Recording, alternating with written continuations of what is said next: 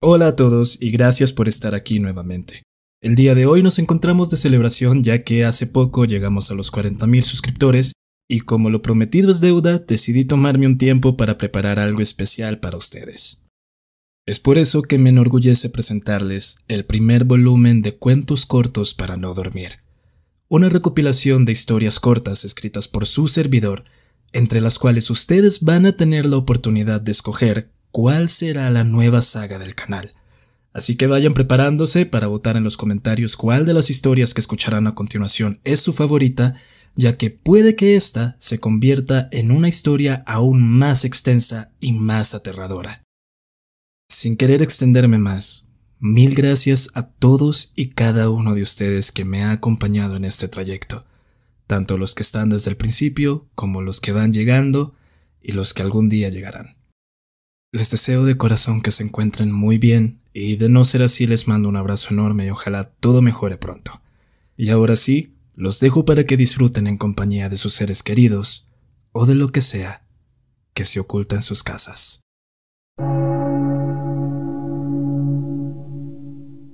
Este mundo ya no está en el poder de Dios, yace en el poder del diablo, o al menos eso dice la Biblia.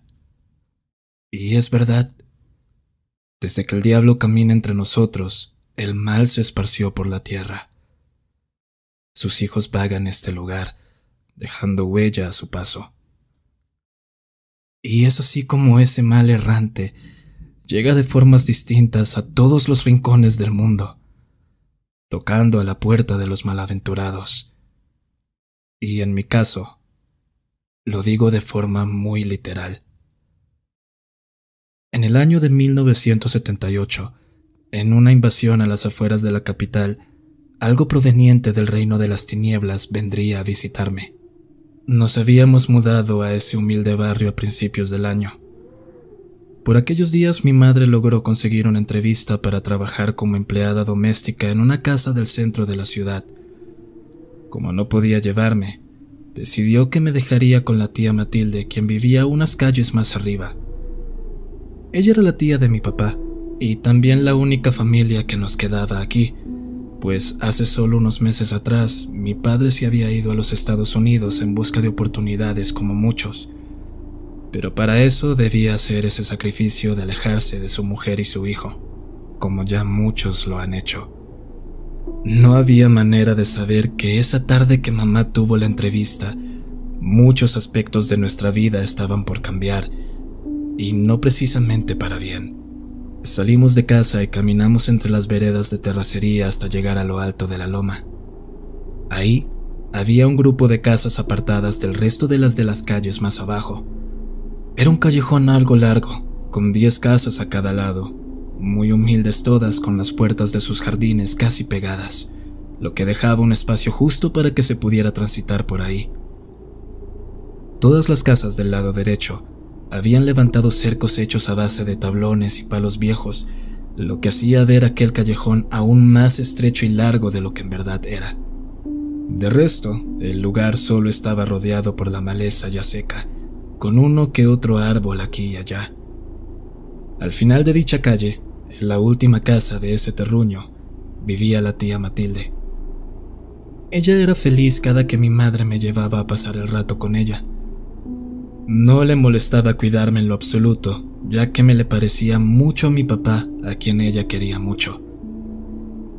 La tía se ganaba la vida haciendo costuras en una vieja máquina de coser que apenas funcionaba, pero aún así era una mujer de gran corazón, cuya ausencia me sigue doliendo al día de hoy. Mi madre me dejó con mi tía y salió a su entrevista, y a eso de las 4 de la tarde, una señora acompañada de sus hijos pequeños llegaron a preguntar por mi tía para que les hiciera unos arreglos para los uniformes de los niños. Ella aceptó, tomó el encargo y se iba a poner a trabajar de inmediato, pero en eso se dio cuenta que le faltaban hilos y otros materiales. Y como aún debía pasar por el mercado por lo de la cena, optó por salir a hacer todas las compras que tenía pendientes. Me dejó a mí a cargo del taller. Dijo que trataría de no demorarse, pero que si algún cliente llegaba a venir, solo debía tomar su encargo. Desde la puerta vi a mi tía alejarse por el callejón.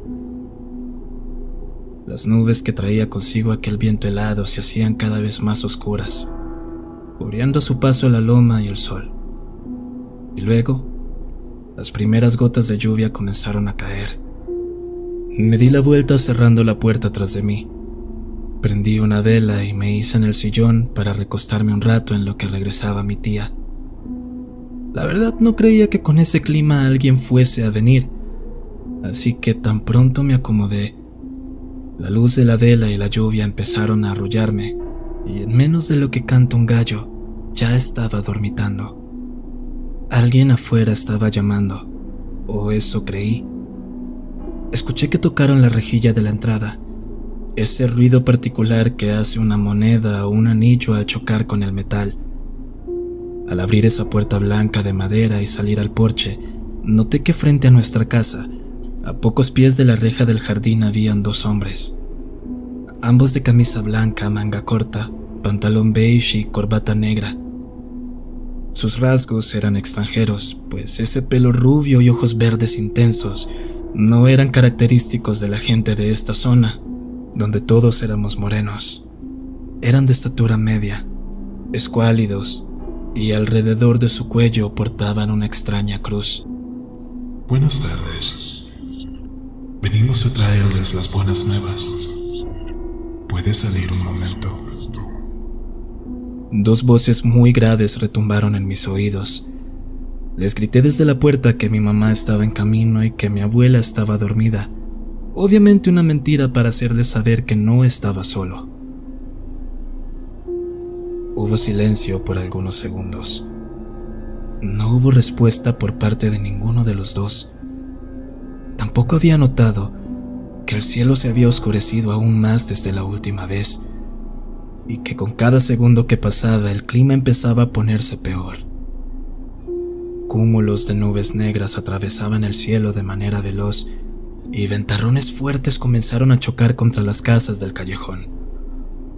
Y entre el ruido de las láminas, las rejas y la tempestad, volví a escuchar su voz. ¿Por qué no nos dejas pasar? Traemos las buenas nuevas para ti y tu familia.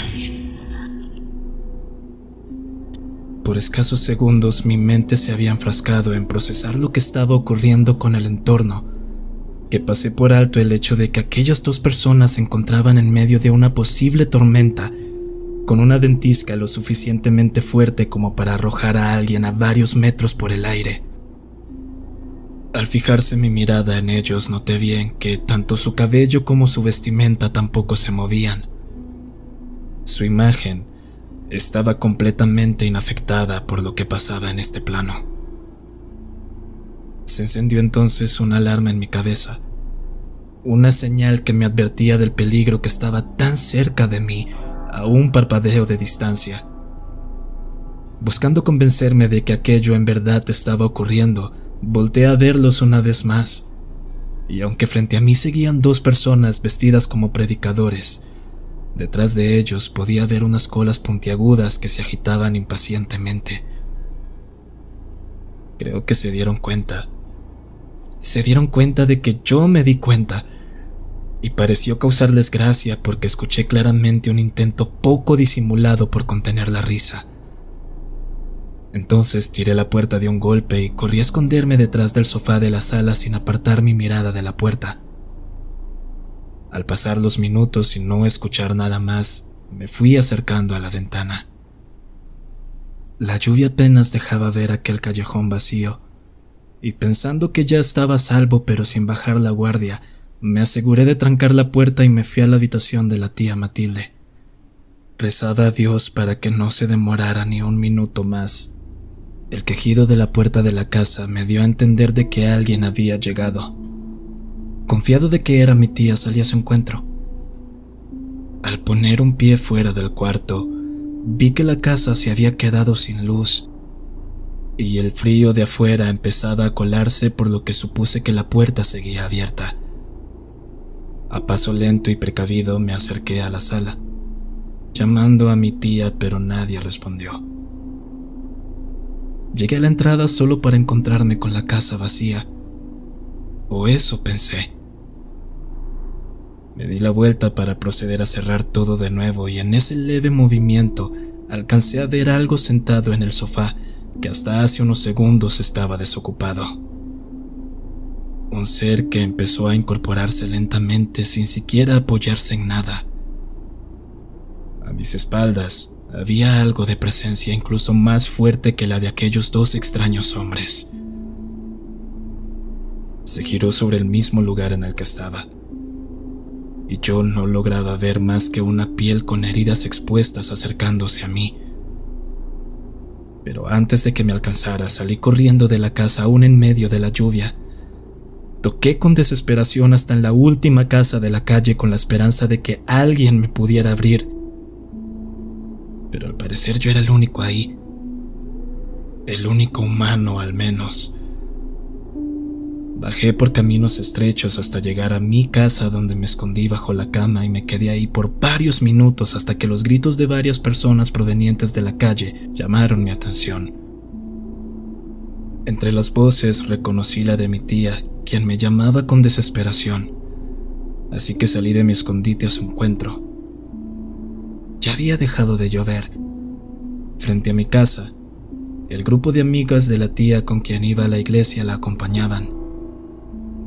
Sus expresiones eran de horror y confusión, algo que fue difícil de ignorar. Las preguntas comenzaron a llegar a mi cabeza.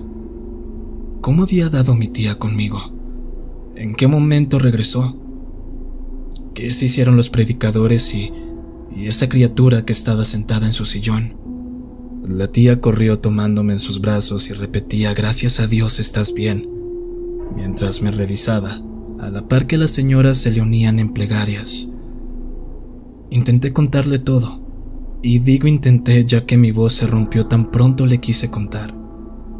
Pero ya una vez en mi casa, ella me explicó todo con lujo de detalles. Cuando la tía venía de regreso con los materiales y lo de la cena, la lluvia la obligó a escampar un rato en la carnicería. Ahí se topó a sus amigas, quienes se ofrecieron a acompañarle hasta la casa con las compras. A medida que avanzaba su conversación, cesó la lluvia y emprendieron su camino de regreso. Pero para su sorpresa, cuando estaban a unos pasos de la casa, vio que tanto la puerta como la reja del jardín estaban abiertas de par en par. El pánico se apoderó de ella pensando que algo me habría pasado, y ese sentimiento se intensificó más al no encontrarme por ningún lado. Tocó en las casas de las vecinas y, a diferencia de mí, ella sí tuvo respuesta. Por lo visto sí había gente ahí después de todo, pero ellos no pudieron ayudarle, pues como era de esperar, no vieron ni escucharon nada. Fue entonces que corrió como pudo en dirección al único lugar donde quizás podría encontrarme: mi casa. La tía Matilde iba doblando la esquina cuando vio sobre el poste de luz, a pocos metros de mi puerta, a dos figuras inmóviles. Dos seres que ella describió como diablos o gárgolas negras, con colas largas en punta y unos ojos verdes que brillaban. Las mujeres empezaron a lanzarle piedras, aún con miedo de que les hicieran algo, con la esperanza de distraerlos o ahuyentarlos para que mi tía pudiera entrar y ver si yo estaba ahí. Pero las criaturas ni siquiera se inmutaron. Solo se limitaron a observar cómo mi tía intentaba abrir con todas sus fuerzas la puerta sin resultado alguno. Ahí todas empezaron a gritar mi nombre. Ahí fue que las escuché y abrí la puerta. «¡Ya se van! ¡Ya se van!», gritó una de las amigas de mi tía, señalando con su dedo dos figuras que iban alejándose en el cielo oscuro.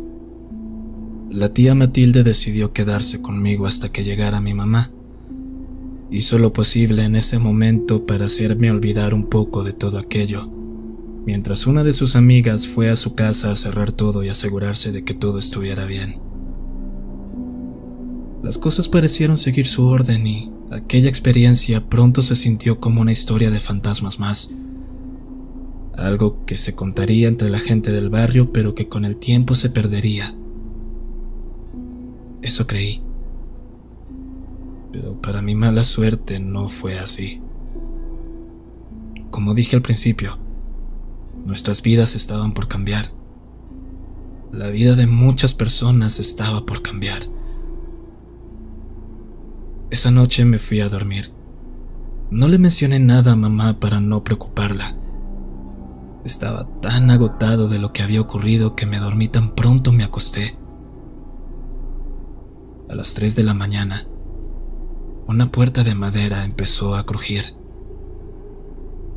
Desde la ranura, vi hasta la sala de mi casa a esos 2 misioneros viéndome con ira. Luego, vi la silueta de un hombre haciendo su aparición por el filo de la puerta. Se paró en el umbral por un segundo y luego llegó hasta mí de un salto. Y mientras yo estaba ahí postrado en la cama con eso sobre mí, pude ver lo colosal que era. Se había posado como una araña, sosteniéndose con sus 4 extremidades en cada una de las esquinas del mueble, dejando su cara muy cerca de la mía. Entonces una mano enorme y grotesca al tacto me acarició el rostro y luego mencionó estas palabras: Vengo a traerte las buenas nuevas. El rapto está cerca. 7, 7, 7, 9. Será el día del Señor. Aleluya. Aleluya. Será el día del Señor. Tan pronto como terminó de pronunciar esas palabras, se fue arrastrando fuera de la cama. Como una serpiente salió del cuarto. La puerta se cerró y yo me quedé a oscuras. Esas palabras me acompañarían siempre por el resto de mi vida, ya que el 7 de julio de 1979, frente a la parroquia de Nuestra Señora de Coromoto, el cuerpo de la tía Matilde se precipitó al vacío desde el campanario.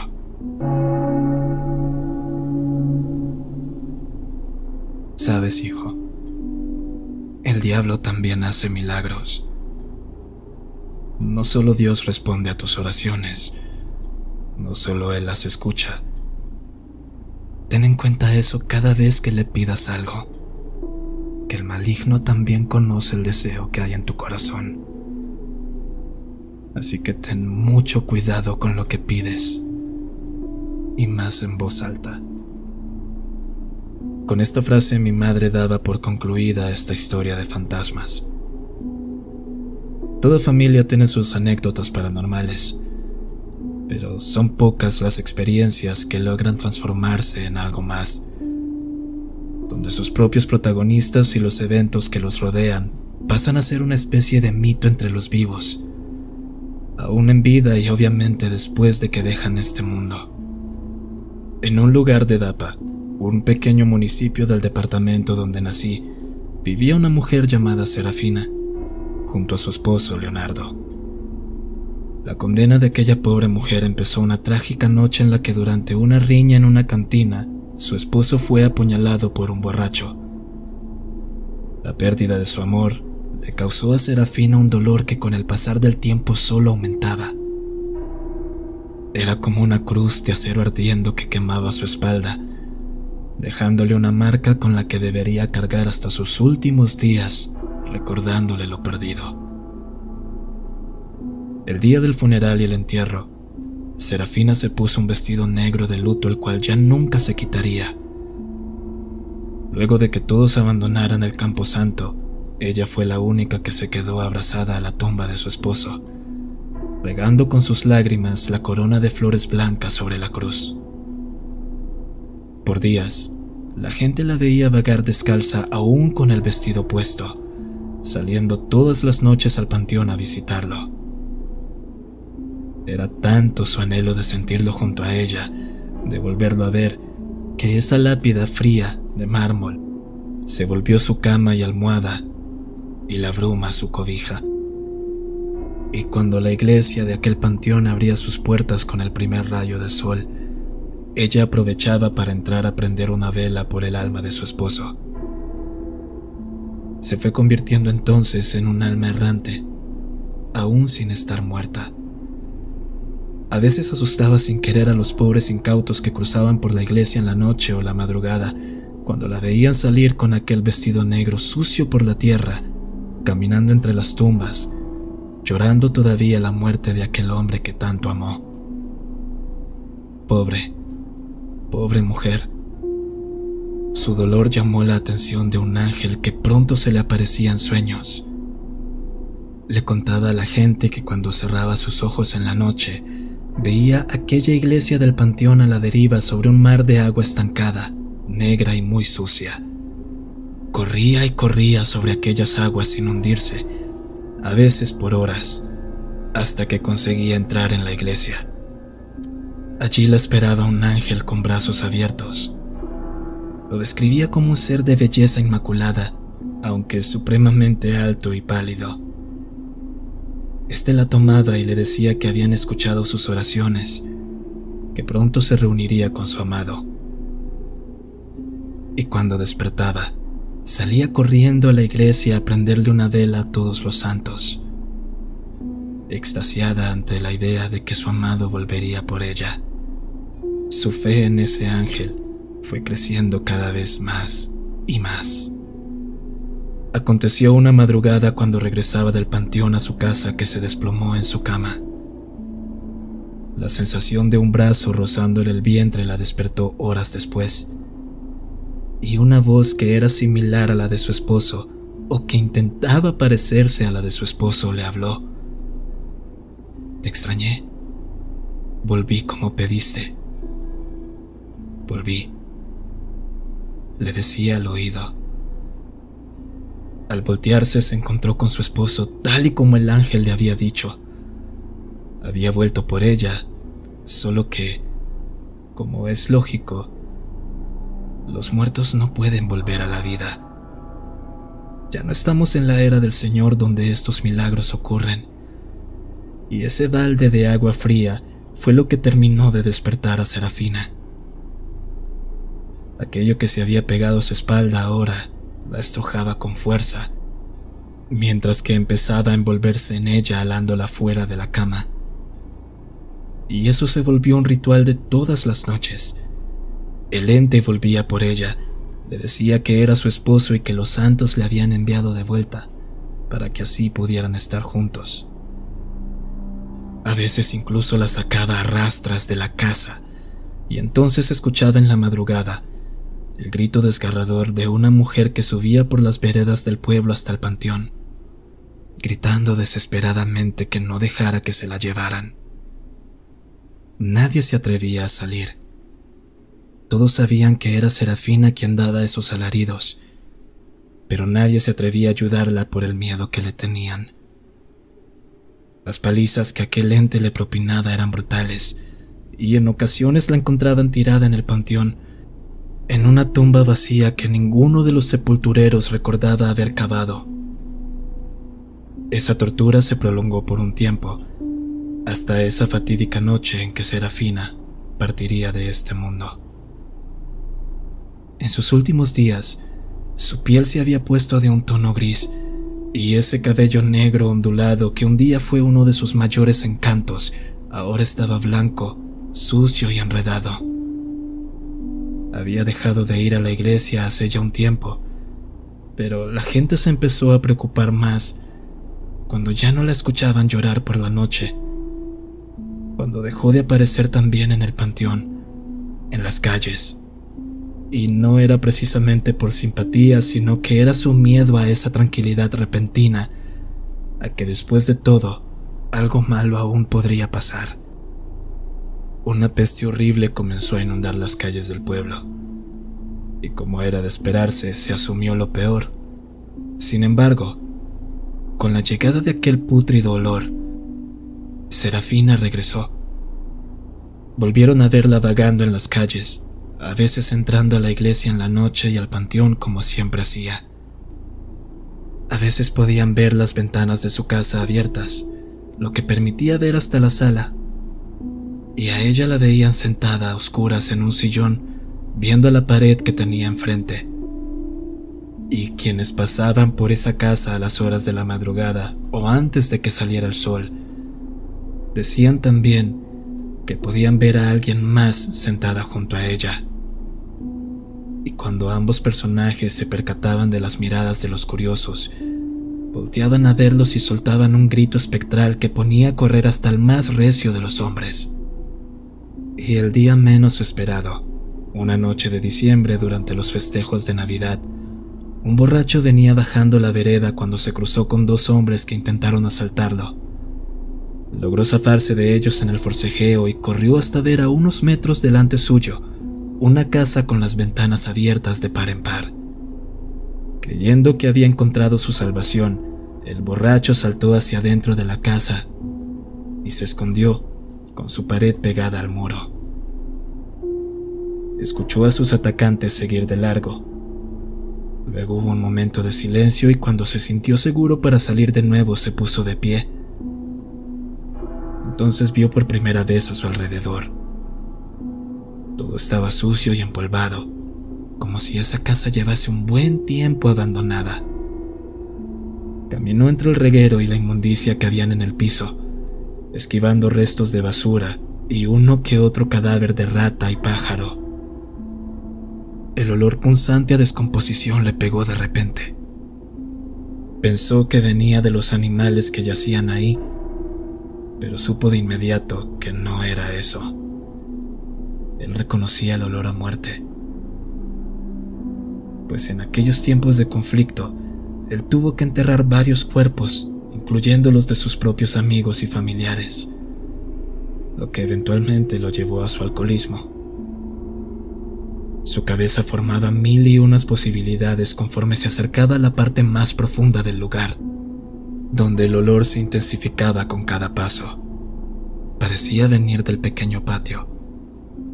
El borracho pensó que podría ser alguien que sufrió algún accidente, o que quizás alguien habría sido atacado, o simplemente que murió ahí sin que ninguno de los vecinos se diera cuenta. Pero nada lo prepararía para lo que estaba a punto de ver. En el suelo de tierra de aquel patio, sobre una cama de flores marchitas, yacían dos cuerpos, los dos efectivamente en estado de descomposición.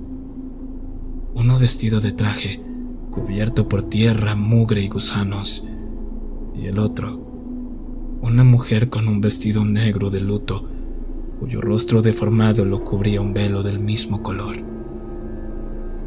Pero en ese momento, el cadáver de la mujer se movió. Empezó a incorporarse con un movimiento errático pero sutil, como quien recoge un pañuelo con delicadeza. Luego le siguió el del hombre. Se levantó de la misma manera, y detrás de aquellos personajes, una nueva figura se alzó, una mucho más grande que incluso sobrepasaba la tapia de 3 metros que colindaba con la casa vecina. Él lo describió luego como un ser alto y delgado, arropado con una túnica negra, pero que su piel era roja y escamada, de grandes ojos ámbar en los que se reflejaba una llamarada como si fuesen la puerta al mismísimo infierno. Su rostro extrañamente era lo único que se camuflaba entre la oscuridad, como si no quisiera ser visto del todo. Aquel hombre que para este momento se había curado de su borrachera corrió de vuelta a la salida, y el escándalo que hizo alertó a un grupo de personas que pasaban por ahí, quienes al escuchar su historia se alarmaron porque al igual que él, pensaron que se encontrarían a Serafina muerta en su cama. Conmovidos ante la idea de que la pobre habría muerto de tristeza y que nadie la había siquiera encontrado, y que quizás esas apariciones eran su manera de decir que la buscaran, decidieron entrar. Pero al igual que él, fueron víctimas del terror. Salieron corriendo y al rato llegó el líder municipal junto a la policía y entraron a la casa. Sí habían encontrado los cuerpos sobre una cama de flores marchitas en el patio, pero ambas cabezas estaban desprendidas del torso y con el abdomen hecho pedazos como si una bestia los hubiese abierto con sus garras. Nunca hubo culpables. Todos se lo atribuyeron a un culto satánico, pero quienes vivieron en esa calle, quienes conocieron la historia, saben que hay algo mucho más siniestro detrás que un simple asesinato. Aún después de haberles dado santa y cristiana sepultura, Leonardo y Serafina seguían vagando por las veredas. A ella la veían a veces en misa, aún durante el día, y a Leonardo lo veían corriendo entre los callejones, como una imagen intermitente que parecía huir desesperado de algo que nadie más lograba ver. Y en ocasiones, eran 3 figuras las que veían entrando al panteón: a Serafina y Leonardo, caminando de la mano de algo más que iba en medio de los dos, un ser alto y delgado de piel roja y ojos flamantes, que los iba guiando al infierno. Lo que no sabíamos era el por qué nuestra madre nos contaba esto. Y es que según sus palabras, el final de la historia de Serafina era el principio de la nuestra. Siempre había notado que algo no estaba bien en la casa desde que llegamos. Es lo que nos dijo mamá. Por eso le pregunté a los vecinos si sabían algo de este lugar, pero nadie sabía decirme nada. Nadie quería, excepto don Rubiel. Él fue el borracho que entró esa noche a la casa de Serafina. Él fue quien dio aviso de los cuerpos que encontraron ahí, en el mismo patio donde juegan ustedes, donde yo lavo la ropa, en el mismo patio donde viene esa cosa en las noches a posarse sobre la tapia mientras dormimos, luego de que su padre murió. También sueño con esa iglesia, hijos. También lo escucho susurrarme al oído que él lo puede traer de vuelta. Así que, por eso decidí contarles esto. La verdad, para que podamos cuidarnos los unos a los otros, para poder prevenir lo que sea que esté por pasar. Por eso debemos cuidarnos. ¿Me entienden? Esa fue la última historia que contó mi madre antes de que cambiara, antes de que dejara de reconocernos a mi hermano y a mí, de que la tristeza por la pérdida de mi padre se la comiera en vida y de que empezara a actuar de esa manera tan extraña, vistiéndose siempre de negro, hablando sola en el patio, rondando la casa y tocando la puerta para que la dejemos entrar. Aún después de su muerte, sigue tocando. Con ella hay alguien más. Mi padre la acompaña.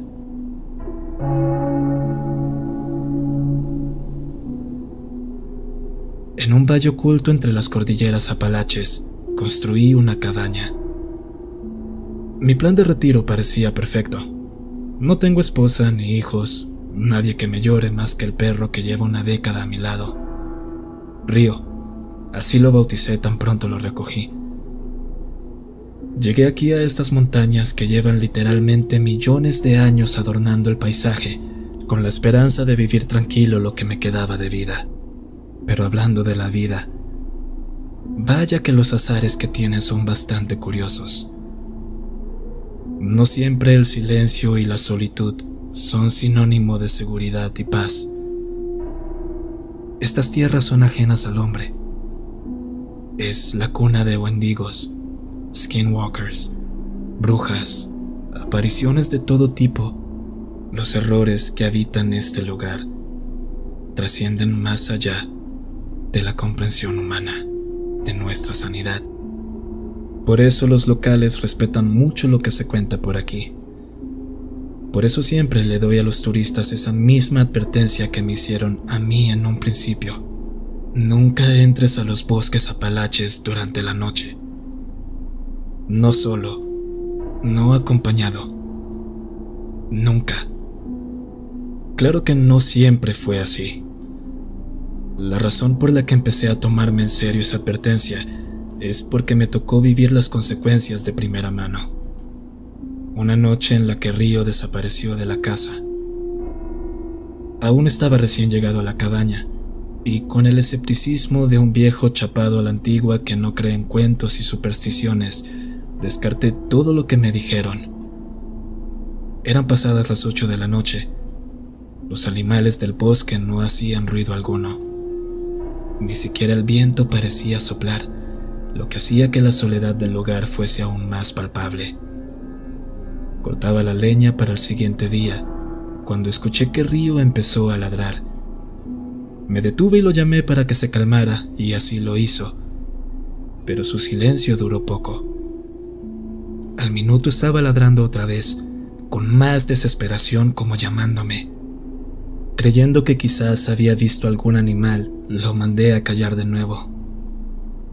No se me cruzó por la mente que hubiera un intruso o algún tipo de peligro inminente, pues por lo aislado de la cabaña no había nada ni nadie que pudiera representar una amenaza, o al menos eso pensaba. El perro otra vez guardó silencio, pero como era de esperarse, el ladrido volvió, y esta vez mucho más fuerte. Ya no podía seguir ignorándolo, así que paré y decidí ver qué era lo que tenía tan conmocionado a mi perro. Mientras me acercaba a la cabaña, noté que la entrada estaba abierta. Del interior, Río salió corriendo, tumbándome en el proceso, y luego lo vi adentrarse en el bosque mientras seguía ladrando. Mi reacción no fue entrar a mi casa a revisar que hubiese algún intruso. Para mí era mucho más importante mi perro, así que decidí seguirlo, adentrarme en el bosque con él. Escuchaba sus quejidos y ladridos viniendo de varias direcciones. Hasta mi voz parecía viajar a cada rincón del bosque cuando llamaba su nombre. Orientarme me era difícil, y con cada paso nos alejábamos más y más de la cabaña sin saberlo. Lo vi pasar entre unos árboles varios metros más adelante, deteniéndose luego sobre un peñón y volteando hacia mí para luego dar un ladrido y volver a darse a la fuga, como pidiendo que lo siguiera. Este cuerpo viejo y cansado ya no daba más, pero debía ir por mi perro, así que no dudé en seguirlo. Así fui siguiendo sus pasos como por una hora más. Él siempre mucho más adelante de mí sin dejar que me acercara demasiado. Y algo que no logro explicar ocurrió. Su ladrido cambió. O más bien, ahora podía notarlo. Mi perro no ladraba así. Sonaba más a cuando alguien trata de imitar el ladrido de un perro. Fue la primera vez en mucho tiempo que sentí verdadero miedo. «Río, ¿todo bien, muchacho? Ven, ya es hora de volver a casa». Intenté gritarle desde lejos, a lo que el perro se detuvo bajo un nogal. Ya estaba pronto a alcanzarlo, pero entre más me acercaba, más miedo empezaba a sentir. Veía su silueta bajo aquel árbol, esperando por mí. Pero cuando estaba a pocos pasos de él, confirmé mi mayor temor. Pude darme cuenta de la manera más aterradora que eso no era mi Río. Su tamaño era el doble de lo normal. El olor a carne podrida que desprendía de él es lo peor que he tenido que oler en mi vida. No se compara ni siquiera al cadáver de un humano que lleva días en un espacio cerrado y caluroso. Así de intenso y nauseabundo era. Aquel cánido frente a mí se hallaba sentado sobre una roca bajo aquel nogal, como si de una persona se tratase, con las patas traseras cruzadas y las delanteras a un costado. Aquella mezcla antropomorfa y nefasta entre can y humano de cuencas vacías que esbozaba una sonrisa. Entonces me llamó por mi nombre, por mi segundo nombre, el que nadie más conocía. Ahí me desmayé. Me despertaron las voces de varias personas en la distancia. Al abrir los ojos, lo único que podía ver eran hojas y ramas que colgaban sobre mi cabeza, y fue entonces que me di cuenta que estaba en lo alto de un árbol. Desde ahí podía ver a las personas dueñas de esas voces. Reconocía el tramo por el que cruzaban, ese sendero ecológico que quedaba a más de 15 kilómetros de mi cabaña. Comencé a gritar por ayuda y esa misma tarde al mediodía ya me encontraba de vuelta en casa. Cuando llegué me encontré a Río, que saltó a saludarme con toda la alegría del mundo. Al parecer se había quedado todo ese tiempo acostado en el porche esperando por mí. Al poco tiempo llegó el alguacil Thompson. Vino a tomar mis declaraciones porque a los turistas que me encontraron les dije que me habían intentado atacar mientras caminaba por ahí. No habría forma de que les contara lo que vi sin que fueran a tomarme por loco, y además pensé que al decirles eso serían más precavidos y ya no se atreverían a pasar por ese lugar. Cuando ya se iba el alguacil, solo me dejó estas palabras: "You're very lucky, you know". Tiene mucha suerte de que fueran solo personas que lo atacaron. To be honest, this place, de lo último que debes preocupar son ladrones. Something very strange roams these parts. Va a sonar loco, but it's not human. No es humano. No es lugar para nosotros. Nosotros, invasores. Ellos no gustan. ¿Ellos quiénes?, pregunté yo, con cierto miedo pero también morbo por saber. Los que habitan las montañas. No animales, no personas. Llevan eones aquí. Something older than these mountains. Más antiguo que las montañas. That's correct. Have a nice day and just be careful next time. Ah, y bienvenido a los Apalaches, friend. Enjoy your stay. Thompson tomó su último sorbo de café y se retiró de la cabaña.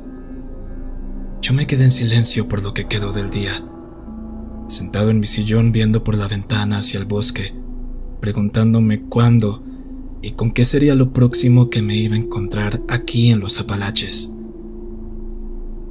Toda la experiencia de la noche anterior me había dejado muy exhausto tanto física como mentalmente, así que fui cayendo ahí en donde estaba.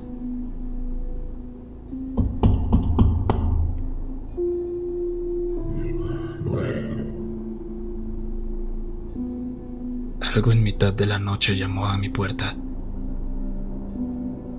Algo que se refería a mí, por mi segundo nombre.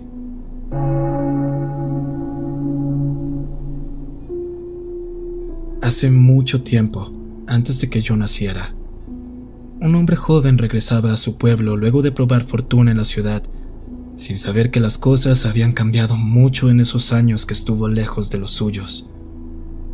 Aquel hombre era mi abuelo, quien junto a mi abuela, su esposa e hijos, volvieron para quedarse en la que alguna vez fue la casa donde él vivió. En el primer piso de aquella esquinera frente a la plaza del mercado, puso su tienda de abarrotes, la cual mantenía abierta a veces hasta casi la medianoche, pues frente a la plaza solían reunirse los hombres a tomar, y dado que él vendía cerveza le pareció bueno para el negocio el seguir vendiendo hasta tarde. Sin embargo, todo estaba por cambiar. Algo sucedió que hizo que mi abuelo empezara a cerrar más temprano de lo normal. Esa noche ya se habían ido todos. La plaza estaba sola al igual que la calle, por lo que lo único que se escuchaba era a mi abuelo entrando las sillas y la mesita que ponía en el andén frente al negocio. Por eso le resultó muy extraño cuando a lo lejos escuchó una extraña pero agradable melodía que lo hizo volver atrás en el tiempo.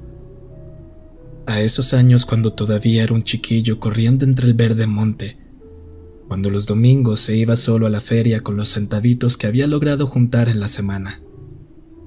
Recordó por un instante los juegos, las golosinas, el ruido de las risas de cientos de niños que al igual que él estaban pasando el mejor rato de sus vidas. Hacía mucho no escuchaba la música que se tocaba en ese lugar. La reconoció de inmediato, por lo que salió a la calle para ver de dónde provenía aquel ruido. El ruido de unos tacos chocando contra el pedregal lo llevaron a desviar su mirada a la calle de arriba diagonal a la plaza. Desde ahí bajaba una carroza alada por un caballo blanco como la nieve, con una crin tan larga que casi rozaba el suelo. Mi abuelo se hallaba parado bajo un farol a un costado de la calle, cuando éste por fin llegó hasta él, y entonces se dio cuenta que algo no andaba bien. Se petrificó al ver que bajo las patas del animal y las ruedas del carro parecía formarse una muy delgada capa de neblina negra. El caballo se notaba muy mal, desnutrido y con la piel enferma. Aunque volteó a ver por todos lados, tampoco había rastro del carretero. El caballo estaba solo. Cuando volteó al interior de la carroza, notó que llevaba varios niños, todos sentados de cuclillas pegados a las paredes del carruaje con una expresión de alegría, aunque sus ojos lloraban una especie de tinta negra. Cuenta mi abuelo que el equino empezó a relinchar de repente, a pararse sobre sus patas traseras y empezó a galopar en dirección a la salida del pueblo, dejando una imagen remanente de sí mismo mientras se alejaba por esa calle de piedras. El hombre se pasmó por un segundo tratando de entender qué era lo que había visto, pero a lo que intentó reaccionar e ir a buscar a mi abuela para contarle todo, una segunda y bizarra aparición venía acercándose a él. De la nada vio una mujer muy alta de camisón rosado y floreado que venía cargando a un enano en los hombros. Tenían rasgos muy parecidos, casi como si fuesen gemelos. La extraña pareja se acercó a él, y el pobre solo podía sentir como si le estrujaran el corazón con la mano. «Buenas noches tenga usted, caballero. ¿De casualidad no vio pasar una carroza por aquí? Es que se nos escapó la Lucero, ¿cómo le parece?» «¿La Lucero?», preguntó mi abuelo con voz temblorosa. «Sí, una yegua albina como de este tamaño, que llevaba unos niños en el carro que se nos perdieron. ¿No la ha visto?» Tanto la mujer como aquel hombrecillo se les notaban muy exaltados. Notó que el sudor les escurría por la cara aunque la noche estaba helada. Mi abuelo bajó la mirada a los pies descalzos y mugrientos de la mujer, quien esperaba su respuesta. Entonces mi abuelo señaló en la dirección donde lo vio huir, y la mujer le dio las gracias, y el hombrecillo también. Luego comenzaron a danzar por la plaza hacia la loma, justo en la dirección contraria en la que mi abuelo les había señalado. Señorita, perdón, pero por ahí no es», le dijo mi abuelo. Los dos personajes voltearon sus cabezas por sobre sus hombros y volteándolo a ver le dijeron: «Sí, ya sabemos, solo que por aquí es más rápido», dijo la voz de la extraña mujer antes de dar varias zancadas enormes y perderse en aquel monte entre risas. Como si se hubiese liberado de un hechizo, mi abuelo recuperó la movilidad y corrió de vuelta a la tienda cerrando las puertas sin importarle si algo se había quedado afuera. En los días siguientes, cerraba apenas se ocultaba el sol. A mi abuela le dijo que era por seguridad y ella no lo cuestionó, pero cuando su madre, mi bisabuela, le preguntó al respecto, él le dijo que se había encontrado con unas personas de la feria muy extrañas, que no recordaba haberlas visto en ese lugar cuando él era niño. Parecía que habían llegado nuevos integrantes al circo o quién sabe qué cosas raras estarían haciendo. Le contó de la yegua, de los niños en la carroza, de la mujer y el enano, pero mi abuela solo lo observaba con una mezcla de temor y confusión. Espera, lo interrumpió. Dices que la gente de la feria a la que tú ibas de niño aparecieron aquí y que andan en mañas raras. ¿Eso dices?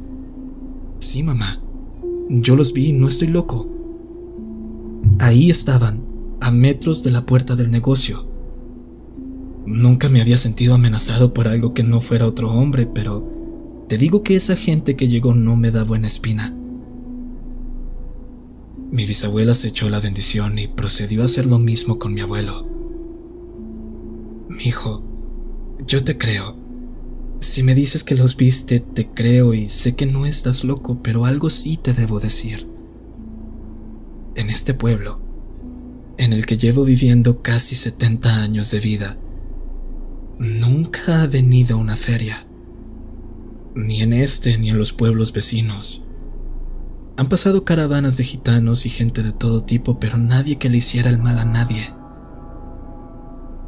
Cuídate mucho, porque lo que viste no es algo de Dios. Rezaré por ti y por los niños, porque algo malo ha llegado al pueblo. Aquel golpe de realidad no le sentó nada bien al abuelo, pues eso que había visto la noche anterior no lo dejaría en paz ni a él ni a su familia. Una noche que la familia se fue a dormir, en la sala se empezó a escuchar música que venía del fonógrafo. Música alegre de circo que se distorsionaba por momentos para dejar escuchar los gritos de personas, mayormente niños. Mis abuelos se levantaron. El viejo tomó su peinilla y cuando llegaron a la sala todo parecía en orden.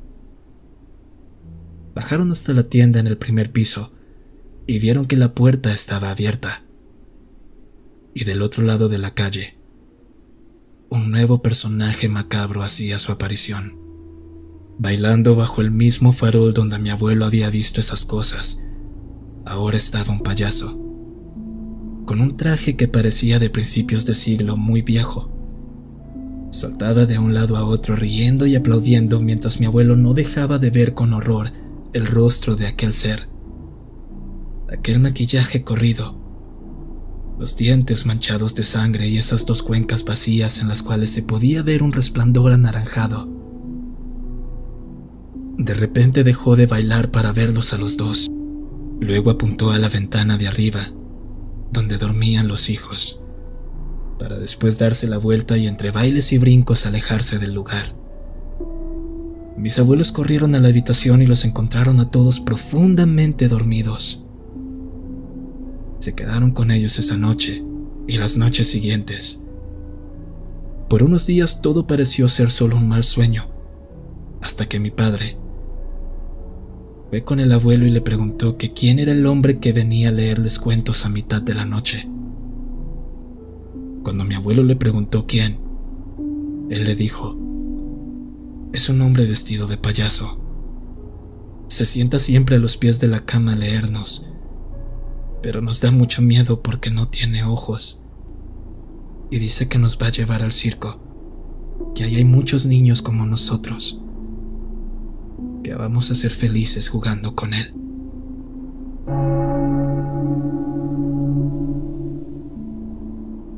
Un día sales de casa con toda la confianza del mundo en que será solamente eso. Un día más, en que nada fuera de lo normal va a ocurrir y que la rutina seguirá su curso. Pero lo cierto es que estamos muy equivocados al pensar así, pues las manifestaciones de índole paranormal, lo desconocido y el terror no tienen fecha ni horario. Mi día concluía todas las noches conmigo yendo a recoger a mi madre a la parada del autobús. Ella trabajaba en un call center, por lo que a veces terminaba hasta ya tarde en la noche. Nuestro barrio es muy tranquilo, no tenemos problemas de delincuencia alguno, pero nunca está de más ser un poco precavido. Así que se me hizo costumbre acompañarla siempre en el regreso a casa. Una de esas tantas noches salí sin imaginar que mi vida no volvería a ser la misma desde entonces. Había llovido. Era poca la gente que estaba afuera a esas horas. Solo la señora que vendía fritangas seguía en su puesto de siempre en el parque de la esquina. La saludé y seguí mi camino entre los callejones hasta llegar a la parada donde mi madre no demoraba en llegar. Mientras estaba esperando, una mujer de más o menos la misma edad de mi madre venía cruzando la calle. Se detuvo justo en la mitad y escuché a lo lejos que un autobús se acercaba y del otro lado también venía llegando el que se supone traía a mi madre. La mujer se quedó ahí como esperando a que alguno colisionara con ella y le grité cuidado, pero justo al terminar de hacerlo, ya tenía el bus prácticamente encima. Alcanzó a llegarle justo al mismo tiempo que el otro autobús estacionaba en la parada, por lo que no vi cuando la arrolló, pero estaba 100% seguro de que lo hizo. No había manera de que pudiera esquivarlo. Empecé a gritar, a pedir ayuda y en eso se bajaron todos los del autobús, incluyendo a mi madre y también el chofer. Ustedes la vieron, ¿verdad? Vieron que la arrolló, donde fue a caer el cuerpo. Todos asintieron. Todos habíamos presenciado la misma escena, pero la calle estaba sola. No había sangre, ni cuerpo, ni autobús. Nada que demostrara que un accidente acababa de ocurrir. Nos quedamos varios minutos esperando a que llegara la policía para reportar lo sucedido, pero cuando llegó el oficial solo nos despachó, pues ante la ausencia de pruebas no había mucho que pudiera hacer. El chofer y varios de los que ahí se hallaban se hicieron la señal de la cruz. Subieron de nuevo al transporte y se fueron.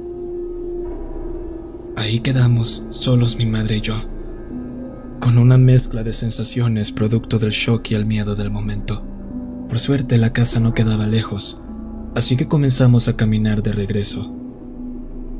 Mamá sujetaba mi brazo con fuerza mientras caminábamos. Intentaba disimular su miedo para no preocuparme, pero la realidad es que no le sirvió de mucho. En todo el camino sentía que nos miraban, que de entre esos callejones algo más regresaría a casa con nosotros. Volteaba constantemente hacia atrás, pero solo veía oscuridad tras de mí. Salimos entonces de vuelta a la calle, aquella donde quedaba el parque. Cuando vi a la señora de las fritangas ya estaba empacando todo, y me sentía algo aliviado de ver que alguien más estaba ahí. Hice un gesto con la mano como queriendo saludar, y capté su atención. Ella levantó un poco su mano también para devolverme el saludo, pero la volvió a bajar tan pronto como lo hizo. Tomó el carrito con sus cosas, dándose rápidamente la vuelta y casi que corriendo se fue alejando de ahí empujando el carro. ¡Qué grosera! ¿Viste eso, ma? Intenté decirle a mi madre, pero cuando no obtuve ninguna reacción de su parte y me giré a verla, noté que se había quedado unos pasos atrás de mí, con su brazo estirado y su mano sosteniendo mi suéter. Las lágrimas le brotaban a borbotones y sus labios temblaban mientras que intentaba decirme algo. Fue ahí que mi mirada se clavó en aquello que ella estaba viendo en ese instante. La figura de una mujer que flotaba en el callejón, con sus extremidades rotas, seccionadas en cada articulación como si fuese un títere suspendido en el aire. Aquello venía saliendo hacia la calle, hacia nosotros. A pesar del miedo que me sobrecogió en el momento, tuve que tomar a mi madre por el brazo y empezar a correr con ella lo que quedaba de regreso a casa. Intentamos no mirar atrás por miedo a que eso siguiera ahí, pero no hubo necesidad de girar para confirmarlo. Cuando pasábamos por el parque, entre los árboles aledaños a la calle a nuestra izquierda, vimos cruzar su figura, aún en el aire, flotando paralelo en la misma dirección a la que íbamos. Cuando por fin logramos llegar hasta la puerta del jardín de nuestra casa, la imagen pareció esfumarse por completo. Mamá entró corriendo a la casa, pero yo me quedé frente a la puerta todavía con mi mirada hacia la calle. Solo podía escuchar el alarido de los perros a unas 3 o 4 cuadras más abajo. Cada vez se alejaba más, hasta que por fin solo hubo silencio. Cuando entré, mi mamá estaba rezando frente al altar, y en ese instante, todo el miedo y el agotamiento me pegaron de golpe. Me dejé caer al suelo y empecé a hiperventilarme. Lo último que recuerdo antes de dormirme es a mis padres llevándome a la cama y poniéndome ahí para descansar. A mi mamá y a mi papá en la puerta de la habitación, hablando de lo ocurrido mientras yo me iba quedando dormido. Al día siguiente, mi madre no quiso tocar el tema. Aún estaba bastante afectada por lo ocurrido, por lo que tampoco le quise insistir y no volvimos a hablar al respecto.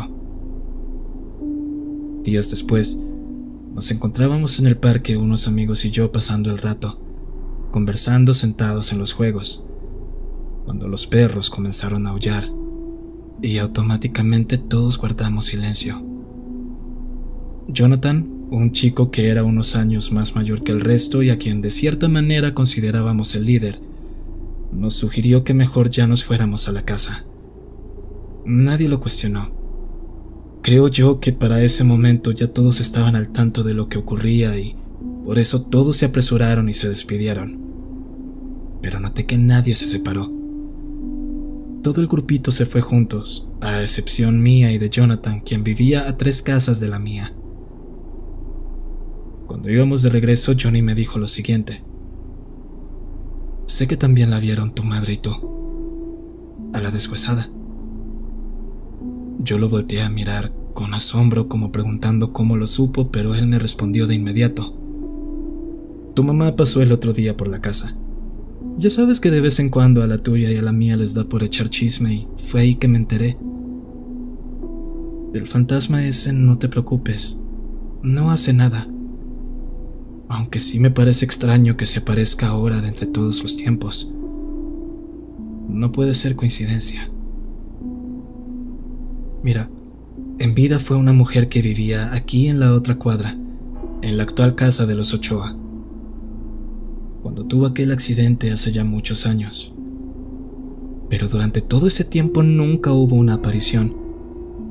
No hasta que llegó esa familia al barrio, dijo refiriéndose a los actuales dueños de la casa.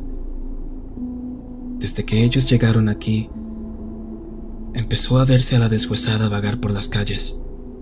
Y no solo a ella. Pareciera que la presencia de esa gente hubiese despertado a todos los muertos del barrio. ¿O por qué crees que ya las calles mantienen tan vacías de noche? Que ya los niños no se quedan jugando en el parque hasta tarde como antes. Lo que te cuento no es para asustarte, sino para que tengas cuidado. A veces siento que algo muy malo está por pasar y que esa gente será responsable de ello. Que las visiones de la deshuesada son solamente un presagio para lo que está por venir. Johnny se despidió y le agradecí por el dato, aunque después de esa noche ya no volvería a dormir tranquilo o tan siquiera podría ver las cosas de la misma manera. A la mañana siguiente tuve el infortunio de corroborar lo que decía Jonathan. Iba de camino a la parada de autobús por la calle donde quedaba la casa de los Ochoa. Era una casa de 2 pisos muy normal a la vista como las demás, incluso bastante bonita. De ahí vi salir a doña Victoria, la dueña, junto a su esposo y a su hijo, un hombre ya de 40 y pico. La mujer me saludó y por decencia le devolví el saludo, pero en ese instante no pude evitar recordar lo que Johnny me había contado la noche anterior. Así que cuando ella siguió de largo, por algún motivo mi morbo me pudo más y me detuve frente a la casa. Y puedo jurar que a través de las ventanas, aunque apenas perceptible, podía ver varias figuras paseándose entre la casa. Hasta la calle podía escuchar sus murmullos. Intenté acercarme, pero entonces escuché que alguien me dijo permiso. Era doña Victoria. Dijo que se había olvidado algo en la mesa, pero algo me dice que no era cierto, que su intención era mostrarme lo que había dentro de su casa, como una especie de castigo por andar de metiche y mirón. Así que abrió la puerta solo lo suficiente como para que ella pudiera entrar y para que yo pudiera ver hacia el fondo de la casa, a ese rincón oscuro en donde se encontraba la deshuesada. Y junto a ella, una figura encorvada, algo de aspecto demoníaco que parecía atormentarla. Quise gritar y correr, pero en eso Victoria volvió a salir. «La encontré», dijo ella sosteniendo su cartera en la mano. La vieja se percató de que estaba viendo el interior de la casa y, con cierto sarcasmo mezclado con cinismo y malicia, me preguntó: «Oye, ¿qué pasa? ¿Viste un muerto?». Luego soltó una pequeña risa y me dio una palmada en mi hombro. Sentí un frío proveniente del mismo inframundo que me recorrió todo el cuerpo cuando su mano se posó sobre mi hombro. Así que ahí quedé yo, frente a las puertas de esa maldita casa, preguntándome quién o qué diablos eran los Ochoa.